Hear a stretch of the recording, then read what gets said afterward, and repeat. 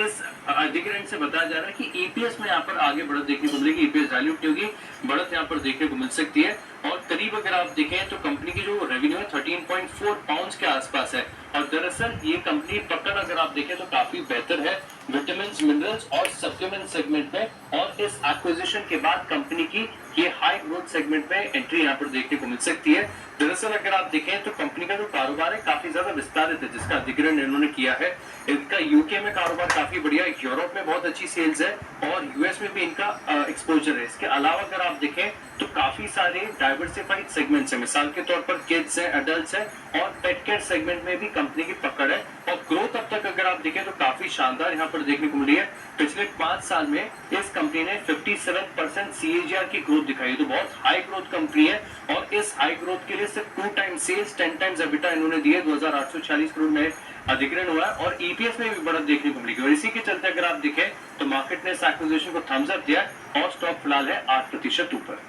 बिल्कुल 8% ऊपर ये स्टॉक जाइडस वेलनेस इस समय ध्यान रखिएगा। अब ये स्टॉक जो ये अलग स्टॉक है जाइडस लाइफ के मुकाबले। ये वो कंपनी है जो शुगर की वगैरह बनाती है, जो वेलनेस से रिलेटेड प्रोडक्ट्स हैं। शरद जी, है क्या कवरेज आपकी व्यू स्टॉक पर, जाइडस वेलनेस पर?